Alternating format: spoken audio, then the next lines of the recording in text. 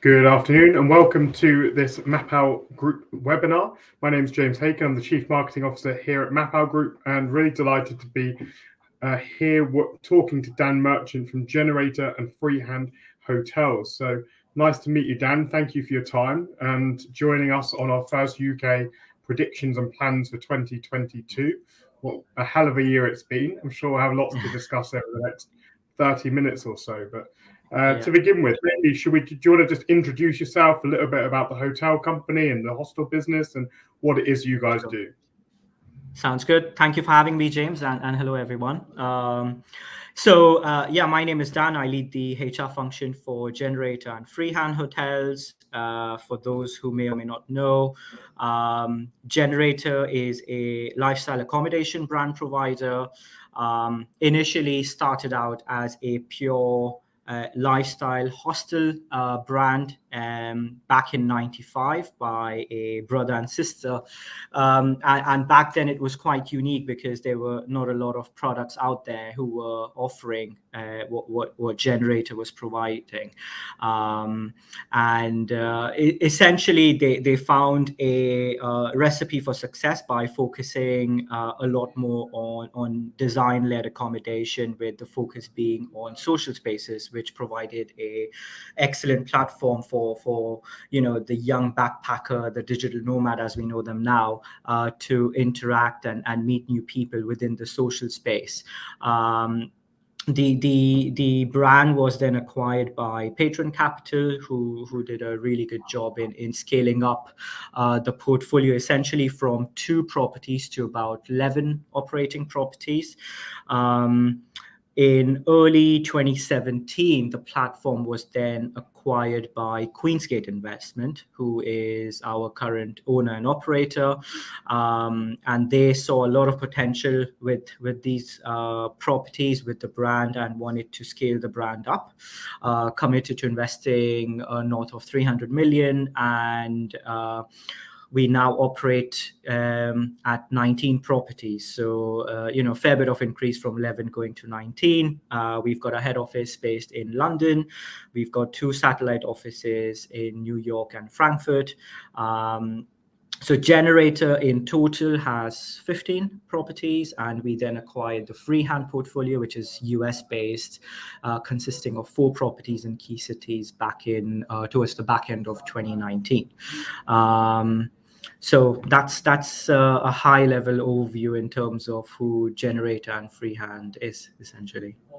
Cool, and I think it's a business that I've really respected for a long time. It's interesting that within previous lives, I've been responsible for taking study tours and innovation and inspiration tours in different parts of the world. So people who might give a brief and say that we're looking to do something really cool with this, and you go shooting off to different places and help people understand what that could look like. And I've got to say that Paris rooftop featured a few times in those tours, and I think the Freehand Hotels, I've definitely come across a few couple of those sites too in those various tours. So it's always great to be able to talk to someone who's on the inside of one of these businesses. And that's the sort of interesting sort of aspect of working for a brand like this, because it's so unique, because you look at Generator and Freehand, and no 2 products are the same. No property is the same. We've got properties where we've got a tattoo bar, a rooftop, a swimming pool, and so on and so forth, along with the whole event programming as well as the accommodation piece, right? So yeah, very, very interesting products and very interesting brands for sure. No, absolutely. And you said that your role within the organization is looking after the people and HR stuff. So tell us a little bit more about that. I mean, I guess that it's not been the easiest time to be in a role like that. Yeah, I mean, it's been really interesting. So ironically, I actually complete 4 years this month with the company. So I started out 4 years ago. What drew me to the role was the fact that there wasn't really a strong HR presence previously, until Queensgate sort of acquired the platform, right? So you know, the structure, the infrastructure, systems, processes were sort of quite loose. So it was an interesting opportunity for me to put my own mark on it and to establish the function from start, essentially. So, the last 4 years have really been around establishing the function, putting systems, tools, processes in place, and especially the last 2 years really around navigating through the pandemic. So, I'm principally responsible for all aspects of HR across all properties, across head office and satellite office, working with the general managers, with our third-party F&B operators, and ensuring literally all aspects of HR are as robustly covered as you can. Yeah. And within that, I think that there's obviously kind of different methodologies, but would you see your job as being supporting general managers and site leads on doing a great job and providing a support, or is your team very hands-on in recruitment and other things? How are you structured in that way? I think it's changed a fair bit, where the last 2 years have become a lot more tactical, as opposed to strategic. You always have to play that balance. So, even now, strategically, you're thinking about where do you see the function going next year and the year after, and the sort of short to mid-term plans. But at the same time, with the pandemic, everyone's had to be so reactive and tactical in how is the function adapting and adjusting to support the business, the managers. Look at last week, right? All of a sudden we had the working from home policy announced, and how do you then navigate and quickly respond to recruitment and everything else, as well as dealing with the business pressure and the demands in terms of recruitment and staffing and so on and so forth. Well, that's just one country, and you're operating in what, a dozen? Yeah, exactly, right. So we have 12 countries and multiple jurisdictions. So yeah, quite widespread. No, it's not easy for anyone right now. And tell me about what the last 2 years have looked like in your role. I mean, I understand that Yeah.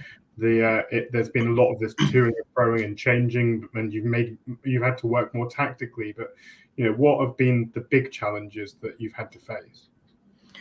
I think for us as C-suite and for myself as a HR professional, I think like many other hospitality operators, one of the key challenges has been, balancing the day-to-day running of the business. All businesses have been under sort of immense pressure with cost, with cash flow, and at the same time you've got to look after your team. You've got to keep the company culture alive, and how do you balance the two when you're under immense pressure to be running a very efficient business, where in actually for part of during the peak pandemic, for a good part of the year, we had to shut down a couple of our properties, right? So how do you then keep a team engaged and motivated and keep that company culture ticking while you're going through some of the most brutal times that hospitality industry has faced? So, the last 2 years, I think, have really been around balancing that equation. I have to say we're quite fortunate to be sort of backed up by Queensgate and the investment community. So from the offset, our CEO, Alistair Thomond, was very keen on making sure the core talent of the company is retained, and not just retained, but really looked after. So, we kept our core team on full pay. We tried to minimize staff cuts by absolutely trying to maximize the government support that was in place across different countries with furlough and PPP in the US and various subsidies. And I think actually we're one of the very few hotel operators during the peak of the pandemic that also managed to pay out token bonuses. And that was just our way of showing, to the general managers, to the salespeople who, were not confined in, actually, this is my job to, what, I'm here, I'll do whatever it takes to help and support the business. And that's where we found enormous support from these guys, where a GM was working behind the desk, checking in people and doing housekeeping, and same with sales team and finance and so on and so forth, right? So I think that really helped. We set up a hotline for our team members, so they had the ability to anonymously feedback to our CEO directly, to Alistair, and not just feedback, but also ask for support, whatever support that might be, and so I think we tried as much as we could within that time space, within the sort of restrictions that we had, to really deliver the message that yes, times are tough, but we want to look after our people, and we want to look after our team culture, which makes this place a good environment to work in. And we saw the positive effects of that as soon as we started recovering, and I'm sure US bounced back, especially within the hospitality industry, a lot quicker, a lot earlier than UK and Europe. And as soon as we started to see that bounce back, we had in many ways a competitive advantage, because we were ahead of the curve, where we were not trying to recruit again, especially for key positions like sales, but they felt appreciated because they were looked after, they were on full pay, and they were out there sweating it, trying to fight to get the business as quickly as they can back for us, rather than the competition, who were still trying to then recruit people and get them back in. So that really helped. Overall, I think the last 2 years, it's really been about looking after the team as well as trying to survive, really. Yeah. And I know that within individual countries, last summer has ended up having a big bounce back for lots of people. Of course, from a travel perspective, that's been a challenge because not all borders have been open and changes and so on. But have you guys had the same thing, or was it a strong summer trading for you? 100%. So I think one of the key USPs for a brand like Generator and Freehand is, if you look at Generator, our sort of key demographic with our guests is 18 to sort of 25, 28-year-olds, and Freehand is sort of slightly mature from 25 to 35-year-old. And what you'll find is this particular age demographic, the Gen Zs, the millennials, they want to be out, they want to travel. We saw a very quick bounce back as soon as travel restrictions were lifted, and as soon as people could travel. People want to be out there, and we're quite lucky in the sense that our core demographic feels invincible, right? They want to travel, they want to explore, they want to party, and we gave them a platform to do that. So business was really strong. We had properties like Amsterdam, which was already above 80% as soon as everything was back up and running, right? So for us, that's been a huge advantage, and we see that every now and again, as soon as markets are opened up, there's less restrictions, our properties are full. That's fantastic. It's good to see the bounce back. And I think let's move on to getting our crystal balls out. So, of course, 2022, we're talking about predictions and plans. And I don't know about you, but certainly in the businesses I'm involved with, we've got really robust predictions and plans. 2022 is going to be a fantastic time. And then the last 2 weeks happened, and you're thinking, oh, I wonder when these plans and strategies are going to change. And Christmas parties are getting cancelled and all of that jazz. But I mean, I think let's hope, I'm sitting on a wooden desk, so I'm touching with both hands. Same here. The current situation is going to be a small speed bump. But let's talk about what you potentially see in terms of travel and hospitality industry for next year and your business. I mean, what's your predictions for what 2022 might look like? So it's a great question, and one that we sort of discussed. So we have a GM conference every year, obviously minus the pandemic, but we managed to squeeze one in earlier this year in Dubai. So it was a good location to get to, where we flew all our general managers globally, and this was one of the key questions, and really I think collectively as a group, everyone was on the same page when we say the 2 E's being efficiency and engagement are the key drivers really for 2022. That's what we see as a business. That's obviously the game plan for me personally in HR, because I think in terms of efficiency, especially for Generate and Freehand, we've always sort of taken pride to say we run a really sort of lean and efficient business model, and that's what also helps us distinguish from the competition, right? But I think generally in hospitality, a lot of employers have just had to come up with creative ways of managing their cost better, running payroll more efficiently, being flexible, right? I think pre-pandemic, yes, everyone talked about being flexible and offering flexible working and so on and so forth, but it was never really as commonly and as widely accepted, which it is now, because employers have seen a different perception, and they've understood that actually remote working is okay, and yes, it doesn't work everywhere, because in hospitality, we I mean, let's face it, right, we are a physical product. We offer physical service within this industry, but not every department is the same. So if you can run an efficient team, and at the same time do more in terms of engaging with them and having a motivated team, then really for us those are the two key drivers really. We sort of saw during the pandemic, everyone talks about multi-skilled staffing, but we really went above and beyond to make sure we've cultivated a culture where the team is truly multi-skilled, and by that I just don't mean a receptionist who can make a coffee behind the bar. I think everyone's had to do that over the course of the pandemic, but also being able to help out in back office and in other departments, which you wouldn't normally expect. But for businesses to survive, I think that's really important, that we run a very lean and efficient operation, so that we can manage the fluidity that we are facing now, and the uncertainty, and at the same time we can't forget we are going through this big era of resignation and people reevaluating their priorities, and how does hospitality compete with the likes of Amazon warehouses and other competing forces who are offering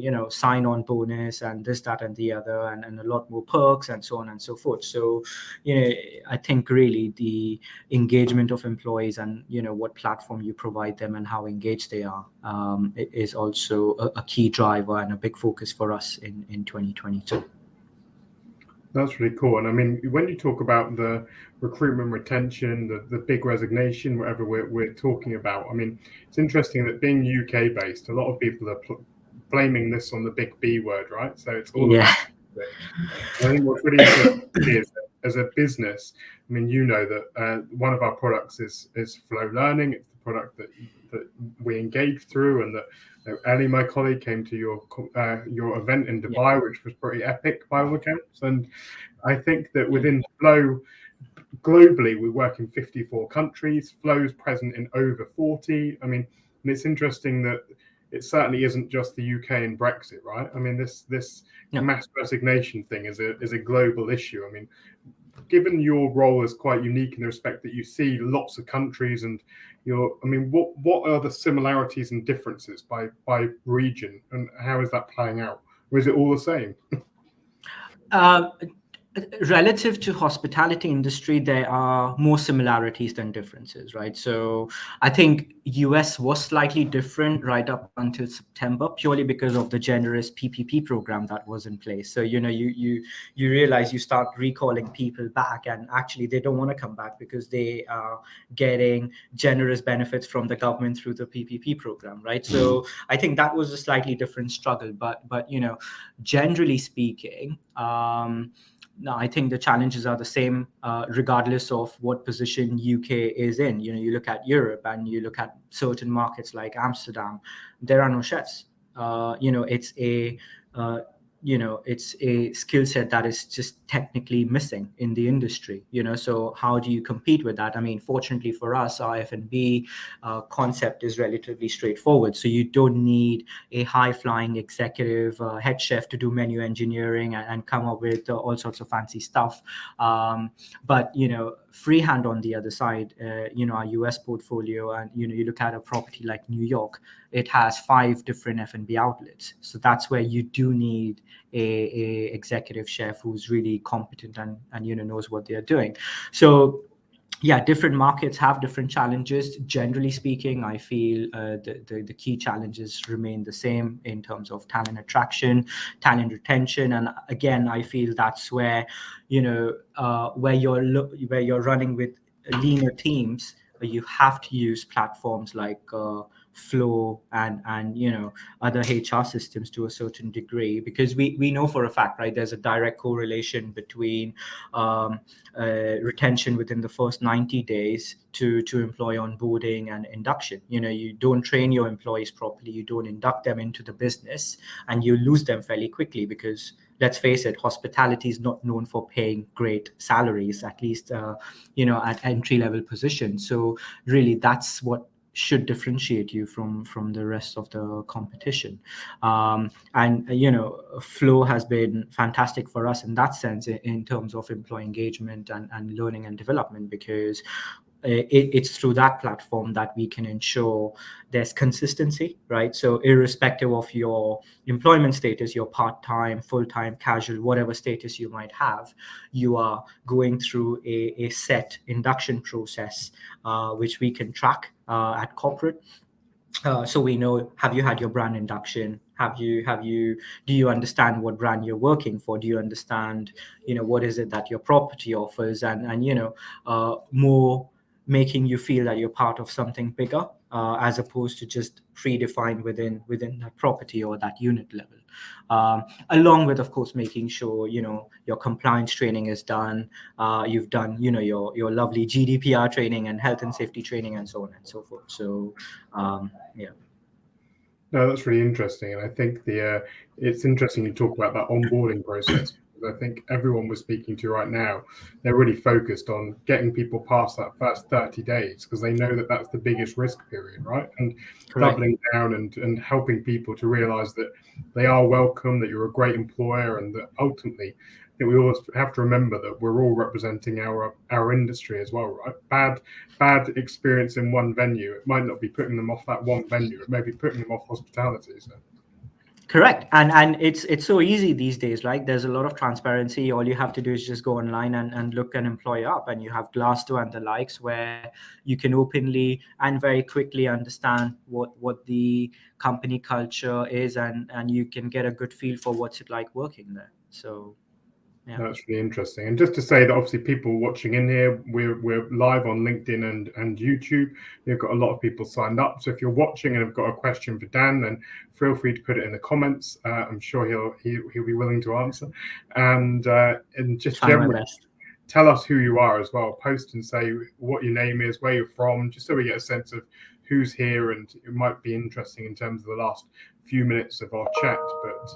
But the next thing I wanted to go on to really is that obviously you've grown quite quickly, 11 to 20 plus sites. That's quite significant. I mean, what's the growth plan for 2022 and beyond? Are you back on the march? Absolutely. So even during the pandemic, we continued to sort of grow within reason. We did a soft opening in Generator, Washington, earlier this year, which was great. We're backed by Queensgate, which is always on the lookout. It's they are an opportunistic investor. We are currently exploring the asset light model through HMAs, hotel management agreements, franchise contracts. So there is a lot of interest and a lot of appetite for brands like Generator, for brands like Freehand. Freehand has a huge cult following with the F&B concept, Broken Shaker, which really is a brand in itself, right? So there's a lot of opportunity for these brands in markets which haven't been explored as much within the lifestyle space, right? So you look at Middle East, you look at Dubai, where we've been. I mean, they're literally crying out for lifestyle brands because, it's the market is sort of saturated with corporate brands and your sort of traditional hotel brands, right? So they want something quirky, they want something different to a large degree. Same appetite, same interest in Asia. US, again, we really only have 6 properties in total, and there's a lot of interest in other areas, Nashville and so on and so forth, where there's a huge appetite for these brands. So that's really what we are currently exploring to see through the asset light model. How quickly can we scale and sort of grow the brand or our brands across. No, that's really interesting. And if we fast forwarded to the end of 2022, so we're going to sit here and pretend we're 1 year on. What would good have looked like to you? Like where would you be as a business from an HR perspective? Of course, you'd have almost no vacancies because it would be incredibly positive in terms of influx of people. But no, you tell me now. I think for me personally, if we establish ourselves as an employer of choice, where you're not having to fight in the market to attract talent, but you establish yourself as the place to be, where employees are wanting to work for you, who are naturally attracted by what you have to offer, then that for me would be a good place to be at by in a year's time. We know attracting talent is such a critical challenge in the industry at the time, and I think if you can establish that competitive advantage where you don't have to fight for talent, but you attract talent naturally by your employer branding, by your reputation, by word of mouth, by the team who's working here telling their friends how great it is to work here. That's again one of the things that we've invested heavily into our internal employee referral programs and so on and so forth. So I think that really, if we can manage to get there in a year's time, then I think we'll be in a good place. And of course, I understand the challenges that go behind it. But again, that's where there's a lot of investment that's currently being undertaken by the business in terms of HR systems, HR infrastructure, to make sure the managers are not really stuck behind their desk doing mundane admin tasks, but tech is on their phone at the tip of their fingers, where you are able to communicate with your employees in real time, give real time feedback. I think gone are the days where we were doing 6 monthly or annual appraisals, right? I mean, feedback has to be real time. That's the way we connect with our Gen Zs, millennials, and our workforce population reflects our guest demographic, right? So we work with these guys and they want feedback, information in real time to be able to respond. So yeah. A lot of work ahead, but I'm excited to see what happens next year. That's really interesting. And to you said something quite important there. So actually, for you, technology is the enabler to help your managers be better leaders. And I guess from what you were saying, it's about helping them get out from behind the desk and being more front facing in terms of both customers or guests and the team. But and also, it's interesting when you talked about your use of flow earlier that you do see it as an integral part of enabling your team to be better, stay longer, and generally retain people and be as you say, an employer of choice. Would you agree? 100%. And I strongly believe you have to empower your managers with tools, with data. I think that just has to be the next natural progression and evolution to support managers. We're running leaner teams, which are focused on being a lot more efficient. So if you're, I think gone are the days where you saw those huge hierarchical systems within hotel industry, right? So, we operate on a relatively flat structure. So, we might not have the luxury now of having a manager, an assistant manager, team leader, supervisor, and so on and so forth. The manager's doing everything, So what we want to do is make sure they have the data in front of them to be able to make informed decisions, and that they have the right tools. So they know when an employee is starting, again, using Flow as an example, that they have a good insight into the brand, they have a good insight into what the culture looks like. And for us, a great example is, we share all of our team newsletter on Flow. So when an employee is onboarded, they have the ability to gauge very quickly, and in a very easy manner, just going through the newsletters, what's it like working here? We're celebrating Halloween, we have pizza and beer day, what are we doing over Christmas and Thanksgiving, and so on and so forth. And you can then see that engagement, and that's the feedback we get from our employees here.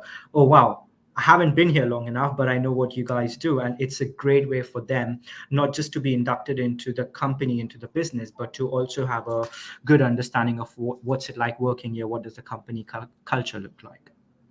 No, that's incredible. And it's been a really interesting half an hour. Thank you so much for your time, Dan. I think that Thank you, James. It's been great to be able to share with the wider community. And I think, as always with these things, it's from other people and from sharing that we can develop as an industry as a whole. So thank you for taking the time, and wishing you and your family and all of the team there a great festive period.